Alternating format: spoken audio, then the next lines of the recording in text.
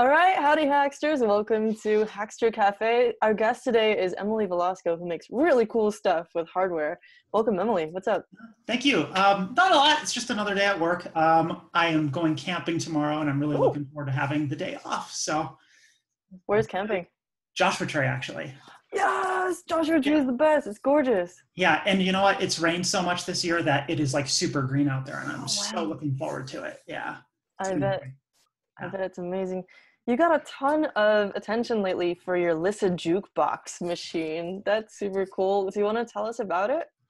Yeah, so the Lissajukebox was kind of it's like an outgrowth of a lot of experimenting that kind of started just as like me and some of the other people in our weekly hack group were just tinkering with stuff. A friend of mine, Roger, who is kind of known for, he built and designed the SOPI, like open source, like JPL rover thing. It's like a 6-wheeled Mars rover that's mostly 3D printed. Whoa. Yeah, it's really cool. Our group had actually built the JPL open source rover, and it was a lot of fun. But Roger said, this is cool, but it's like about $1,500. Yeah. And he said, I want to see if I can bring the price down. So he designed something that mostly is 3D printed, and it comes in at about like $500. And yeah, super cool project. So I know him through our weekly like hacker meetup, and he told me one day like, hey, I've got this friend and she wants to give me a big TV, like a big screen TV. Do you want to help me tear it down this weekend? And I said, great, sure. Yeah, like it's a ton of fun. I love taking stuff apart. So we went over her house and we took this thing apart, and he ended up with 3 big cathode array tubes. And he was like, I don't know what to do with these, but like I'm going to save them because they're cool. And I was like, all right, cool. And he took them home. And then like a week later, I saw a video from this guy. He goes by Keystone Science on YouTube. And he did a video. This was like totally serendipitous. He did a video on driving a cathode ray tube without having like the rest of the TV there. And I was like, oh, wow, like what a great coincidence. And I text Roger and I was like, I think that we can run your cathode ray tubes, like bring them on Monday. And so he brought them, and we built this whole like jury-rigged apparatus to get them working. Like I had a high voltage power supply, and he had like an RC car battery that we used to power part of the tube. And I brought my function generator, and we had a phone with an aux cable, and it was just this whole mess of stuff, right? and we actually got it to work. Like it drew a little dot on the screen, and then we were able to get the dot to move back and forth, and we were like, all right, this is awesome, but like we can do better. And so we brought everything back the next week and reassembled it. And so we got the dot to not just move horizontally, we got to move vertically as well. And then once we started getting it to move in both directions, we started drawing these Lissajous curves on the screen. And like for people that don't know, Lissajous curves are like a mathematical thing where you have like 2 sine waves kind of plotted against each other. So a sine wave in the vertical direction and a sine wave in the horizontal direction. And depending on their frequencies, you get different patterns that appear. And these aren't limited to cathode ray tubes. Like people do them with like pendulums with like a bag of sand that leaks a little bit of sand out, and it'll draw the curves the same. It's kind of like a universal principle thing. These kind of guys. Yeah, exactly. So those are Lissajous curves. Wow. And so you see that they appear in a lot of different like shapes and I don't know what. Some of them look like a pretzel, and some of them will be a circle, and some of them are really squiggly. And so we started drawing those, and I was like, all right, like these are kind of primitive, but I think we can continue to improve. And the next week I told him, bring a stereo amplifier. And so we brought a stereo amplifier, and we kept like improving these things, right?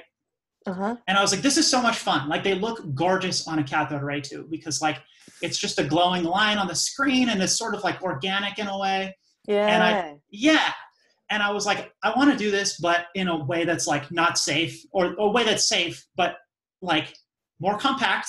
So it's not taking up the entire table, and you're not going to electrocute yourself, because really this thing like stretched from one end of like a folding table to the other. And like, and it was like, we didn't want to touch anything while it was on because like there's like 20,000 volts there. Right? Wow. So that was where this project started. I was like, all right, well, I'm going to try to like build this thing into a case so it's safe, and like you have all your controls out there in the front where you can play with them like however you want and not get shocked and not have wires falling off and all kind of things like that. And it took like two months, something like that. And I just finished it like a couple weeks ago, and I'm just super excited about it. Oh yeah, you've been sharing all these amazing photos. So here's one that's just like using it as a monitor, basically, right? Yeah, you know, it because it started its life as a secure. Yeah, that's my cat.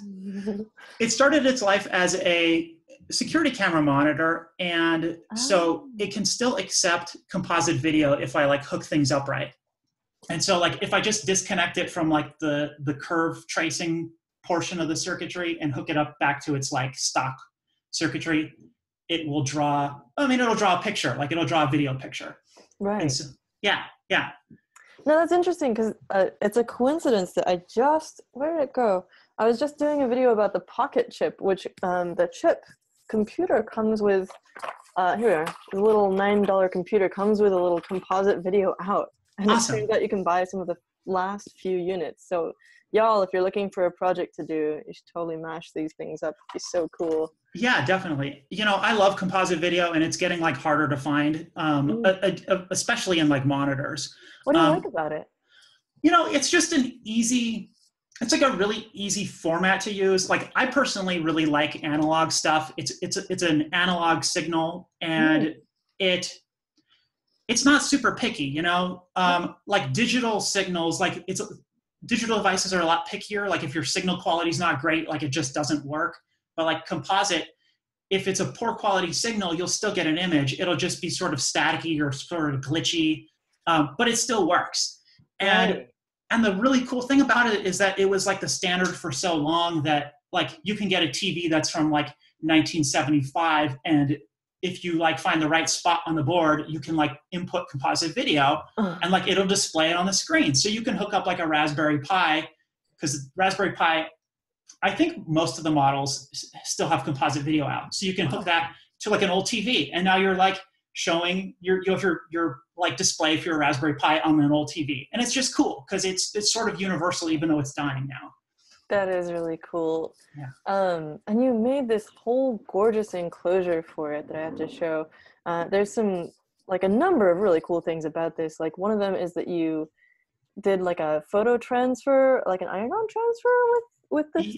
Yeah. So what I did for that was, I wanted that look of like a vintage hi-fi for this thing.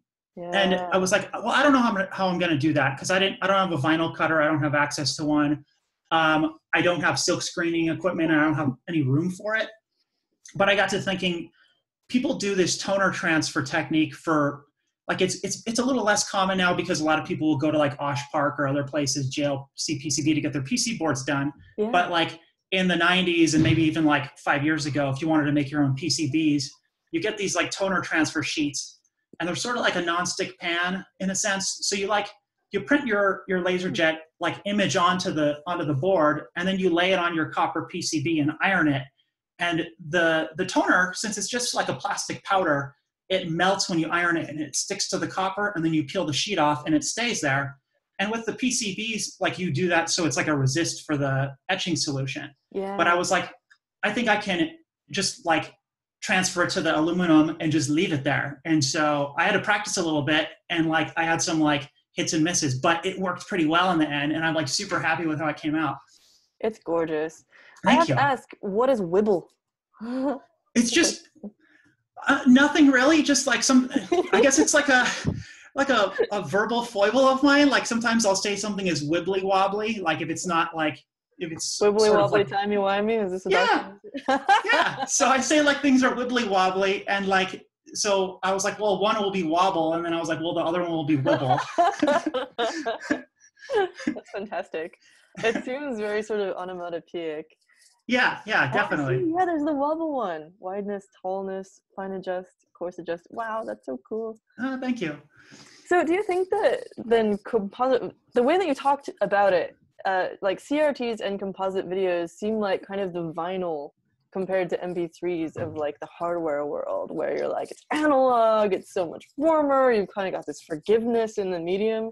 Is that kind of how you feel about it? Yeah, that's like, now I'm totally sounding like a hipster, but that's like, true. It's got this like vintage, like beautiful quality. It does. It has like a kind of a soft glow to it, and like there's just something different. Like it crackles. I mean, the thing that like people like about records is they crackle, and the same thing with like a CRT. You turn it on and it gets that staticky crackle that like I remember that from watching TV when I was a kid. You turn the TV on and it crackles, and you turn it off and it crackles, and it collects dust, and like the screen itself, like if you turn it off in the dark, it still glows a little bit for like 20 seconds because it's just, it's a real like, there's a real substance in there. There's like glow in the dark material in there. And there's just something super cool about like that you have an actual like device shooting electrons at like super high speed at like a sheet of glowing material so you can look at a picture. It's like really cool, right?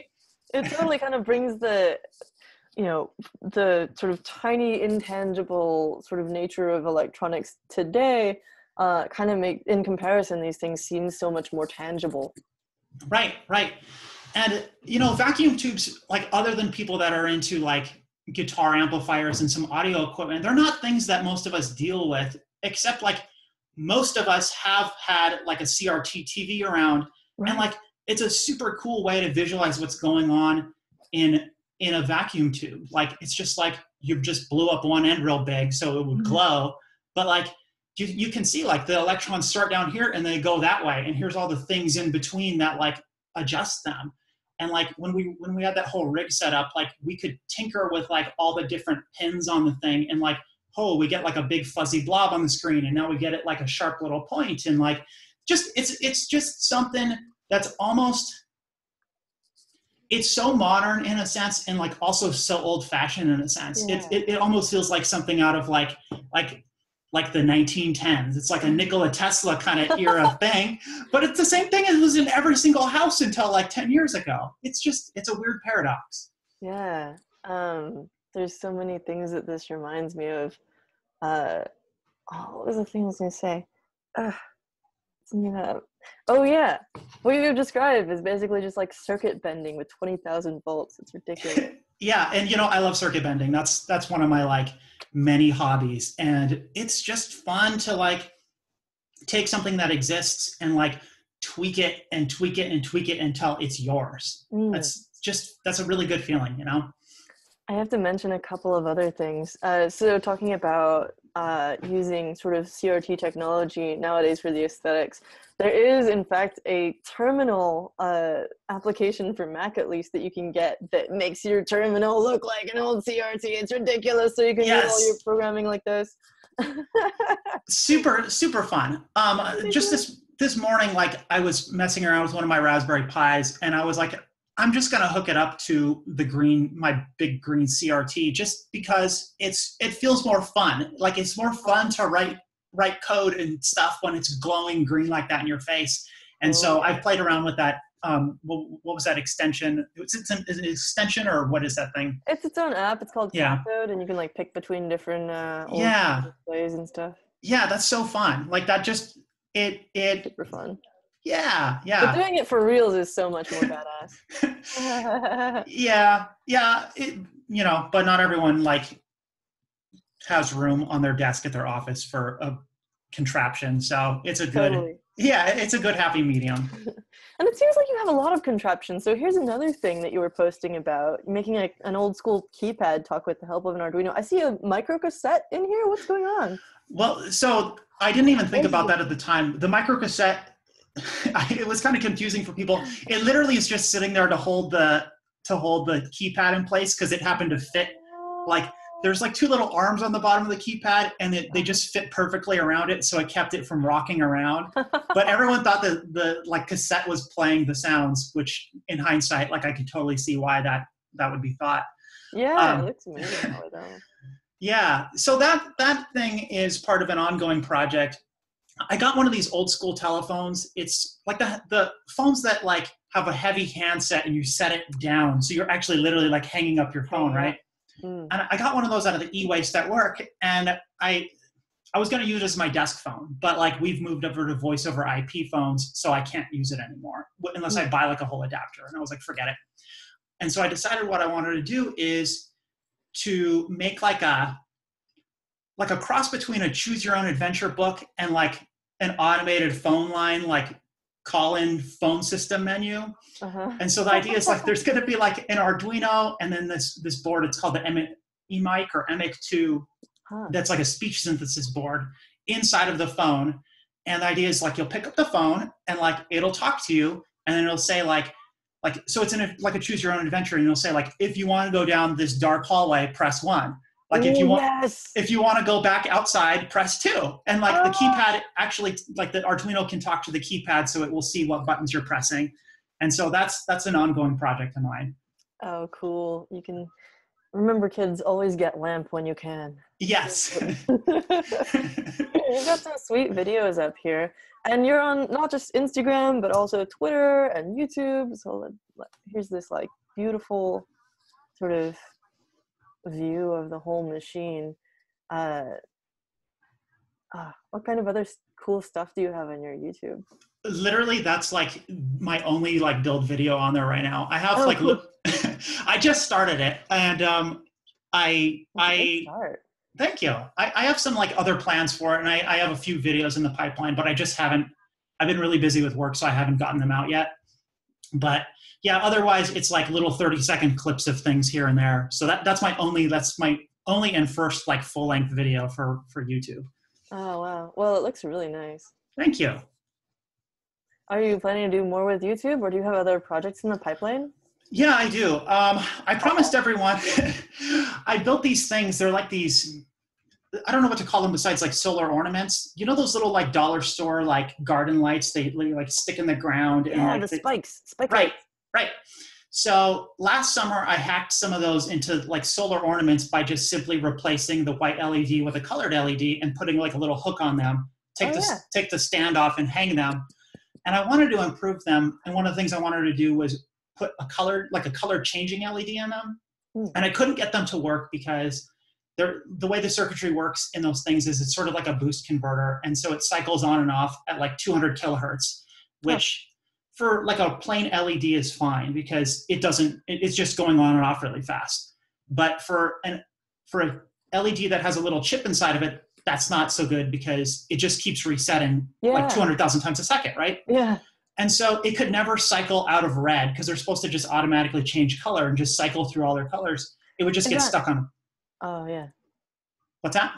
I was going to say, is that like similar to these ones you were posting about where it's like... Yeah. Sort of a chip in. So yeah, exactly. Those have a chip inside of them. And those are really simple that they have a chip that just blinks them on and off and they have one dye and it's just red. But there are these ones that you can get and they have 3 dyes. They're red, green, and blue. Mm-hmm.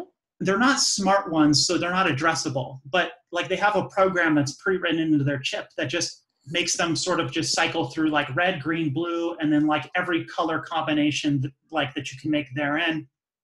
I think I have one somewhere, but I can't find it right now. Yeah, you know what use them is like if you've ever seen one of those like little Tindy badges that have the blinking eyes on them. Yeah. Yes. So exactly like those. I wanted to put some of those in these things. And so that was like my ongoing project last week.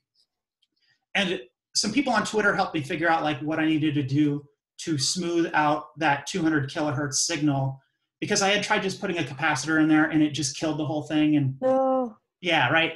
And people who were smarter than me said, oh, that's because it's at this frequency and that it's acting as a shunt to ground at RF and blah, blah, blah, blah. And I was like, all right, I don't know what you guys are talking about, but like, thank you for the advice. And like, it worked. I just needed to put in a diode in there as well. Yeah. And so now they change color and really cool. And people like them. And then they asked for a video. So I said, all right, I'll do a video. And I've shot all the footage already. I just haven't edited it together. But yeah, they're just like these little orb things that you can hang outside and then they charge during the day. And then at night, when it gets dark, they come on and they change colors for like 3 or 4 or 5 hours until they run out of batteries. Sweet. And they just look pretty. Yeah. Yeah, and they're self-powered. Yeah, which is awesome. Gotta love orbs. Here's speaking of orbs and also CRTs, here's a circular one you've got. What? Where did you get this? So a really fun thing to play with these CRTs are the viewfinders out of old camcorders. And oh my goodness. Yeah. And so they're little. Like this thing is like, that one you're looking at in the foreground is probably as big as like my thumbnail. It's really small. Wow. Yeah. I had no idea. I thought those were just like lenses and stuff. No, I mean, there is a lens, but like behind that lens and usually a mirror is an actual cathode ray tube. And they're tiny, they're so little. God. It's like this big. And I have 3 of them. And that is the only one I have that's round. But I was like, this thing is round, I want to put an eyeball on it because I think that would just be so cool. Have you ever seen City of Lost Children? I'm getting such an urge to make like a huge goggle thing with like, oh my God, with like a heads-up display. Look at this, that's amazing. Oh my God. I haven't seen that movie, but people were telling me just last week or maybe the week before, because I had watched Brazil for the first time. Oh, because, wow, yeah. Yeah, because that movie is full of like these cathode ray tube contraptions. And people are like, you have to watch Brazil. So I watched it. And then people are like, you have to watch City of Lost Children. So it's on my list of things to watch now. Oh, I highly recommend it. It's one of my favorite movies. I'll check it out. Super spooky, super creepy, but I feel like that wouldn't be out of line with your aesthetic either. No, that's totally my aesthetic. Oh, what else would you recommend we look at in your past projects? You've got some Nixie tubes here. Oh yeah, there was a Nixie tube project. You know what? If you go back a little ways, you can find my my animatronic bird skulls, which was a pretty fun project that I finished in the fall. Yeah. I was up in Northern California in like June or like late May, June, and my sister and I were walking on the beach and I found a pair of bird skeletons. And I love to work with animal bones, especially like combining them with electronics. And I got these. A lot of that in here. Let me again. And I found these 2 bird skeletons and I saved their skulls. And let's see. Yeah. These, maybe? Yeah. All right. So this is like when it was partially working. Wow. Oh, look at the little rods and everything. Yeah, they have little push rods. Stop. Yeah, so I think there's if you look, there's a video, like a little bit longer video where I have it like all put together and it's got a glass dome over the top. Oh, wow. Let's see. I'm not sure I can handle that. There you go, right there. Oh, here we go. Yeah. Here's a picture. So that's just a photo. Wow. And oh, goodness. Here we go. Here's a video so you can see. This is a pneumatron tube there. And when you get up in front of their sensor, then they see you and they open and close their mouths. And they're making this little chattering noise that you can't hear on the interview, but we'll put the link to the video here and you'll be able to hear it. Yeah, you know, when I was building it, I was like, oh, I'm gonna like generate some sound for them, like give them some bird squawks. But then I was like, the servos already sound like bird chirps, so I just let it ride like that. Yeah, I have this owl that sits on my shoulder and he like moves around and it kind of sounds like a I love your owl. Your owl is just so cool. Yeah. And it's the same kind of thing where the servos kind of make the noise that you would expect the owl, like a kind of like a harsh kind of chirping or like a yeah. Yeah, absolutely. It's so good. Thank you. More things. Yeah, there's so many of them. Where have you been? Like, how have I not seen this before? I don't know. That's so cool. So for people wanting to explore more of your work, obviously they can find you on Instagram at Emily_makes. They can find you on Twitter at Emily Online. Is there like a website or something, or where's the best place to keep up with what you're making? Honestly, the best place to keep up with me is on Twitter. Cool. Because I probably have a video of something. Like I tinker all week, every week, and there's always something up there. And I update it a lot more than anything else. I'm a lot more judicious about updating my Twitter account than I am Instagram, and a lot more frequently than YouTube, just because YouTube takes a lot longer to put things together. So definitely Twitter. It takes a million years. Yeah. I'm just going to put some like screenshots on this and I'm already like, oh, it's going to take so long. So then you have this other video about the origins of the machine as well. Yeah. So this is a little bit what, like I mentioned, but see, all right, so that's Keystone Science's video. And if, like, we're going to get here in a minute to where we were powering up my friend Roger's cathode ray tube. And I regret this font now because it's like super hard to read. But so you go, there's his cathode ray tube, one of them. And we got it just sliding back and forth. And we started getting patterns. And then after that, we started getting some improvements. This was still like early on, and it was still pretty blurry because we hadn't learned how to focus it yet.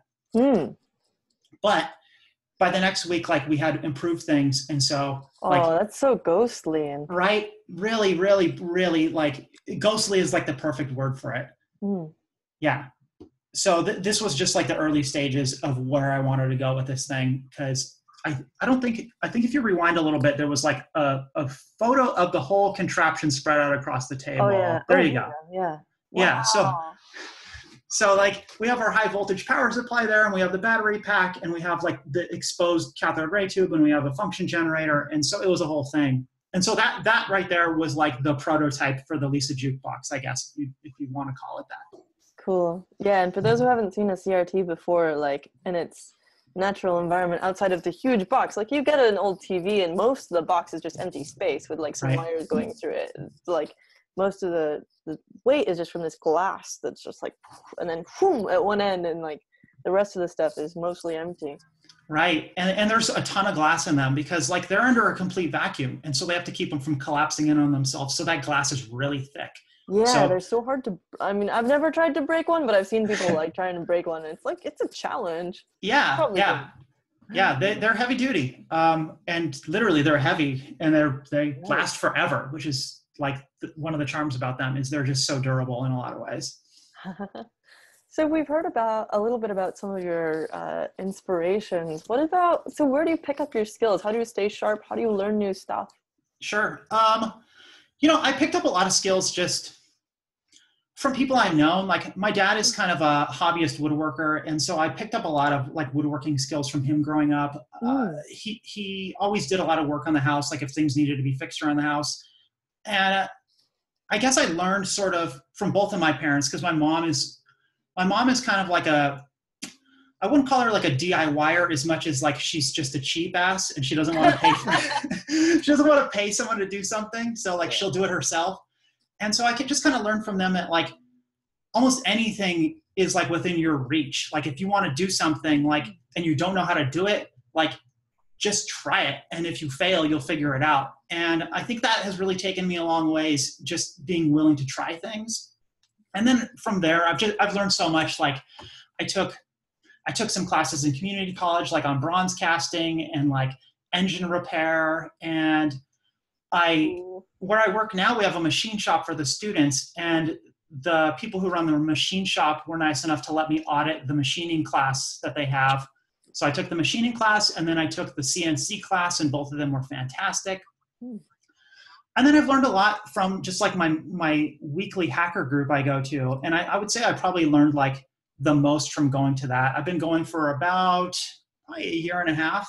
And there's like just so many people there with like diverse skill sets. And like you get in one room with these people and like you bounce ideas off each other, and you're trying to work on something and you don't know how to do it. Like when I was working on the bird skulls, I didn't have a lot of experience with coding for Arduino, but some of the people there had a lot of experience. And so they gave me advice on like, oh, here's where your code looks wrong. Oh, why don't you try this? And just being around other people and like brainstorming with them, like I learned so much from other people that way. And I think like, at least for me, like learning by doing is absolutely the best way to learn. Like, yes, I cannot, like learning out of a book is just so much harder for me, but like getting down and getting my hands dirty and trying things and like having other people like point out to me like, hey, see that thing right there? Like that thing does that. Like I learned so well that way. And I am always trying to pick up new skills, especially from that. And so anytime I meet someone who knows how to do something I don't know, I'm like picking their brain until they're probably like frightened of me, you know? That's cool. Yeah, so you are driven a lot clearly by learning and picking up new skills, and also aesthetics, obviously. Like you've got this amazing aesthetic, if not multiple ones. And is there anything else that sort of drives your design philosophy? Anything you're interested in sort of working out like philosophically, or is it all just aesthetics and a curiosity? Yeah, people ask me a lot, like, what does this mean? Like they'll look at something I made, like, what does this mean? And like, the trap. The honest answer is like, I just make things because I like them. Like I make things because I like how they look. I make things because I like what they do. I don't know that I have a design philosophy. I guess the closest thing I could say that comes to a design philosophy is that I really like juxtaposing things that kind of don't go together. So like putting animal bones with LEDs and electronics, like that's not a thing that ever goes together. And I really like mashing stuff together that doesn't normally fit together.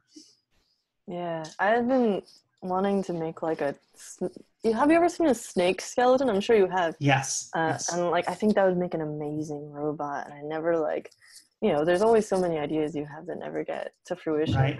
I'm so glad I get to look at your stuff and just be like, oh, it's so good. And, like with the electronics and also like the brass rods and everything, like just the whole thing is just beautiful. Thank you. You totally need to build like a snake skeleton robot. I can't think of anything cooler than that. You totally we should work on it. Yeah. We're gonna con together. Yes. I'll bring my snake skeleton like I always do. I don't even have a snake skeleton, but someday. Okay. Yeah, someday. I can't wait to see what you're gonna come out with next. That's so cool. Thank you. Anything you'd like to say before we wrap up here? I don't think so. Thank you for the opportunity. This is great. It's really nice to talk to you. This has been a lot of fun. On. Yeah, you're welcome. I'm just gonna cut you off because I'm so excited. But yeah, thank you. This is such a pleasure, and I'm really glad I had the chance to sort of dive into more of what you do, because we've seen the Lissajukebox, and that's amazing, and just there's so much more there to explore. So everyone, I encourage you, go follow Emily on Instagram, and we will pull that up again, and on Twitter, which is the best place to sort of keep up with what's happening next. We've got Emily Makes on Instagram, Emily Online. I'm assuming that's how you say that, yeah? Yeah, cool. Exactly. On Twitter. Thank you so much, and have an awesome rest of your day. All right, thank you. You too. Cheers. Bye.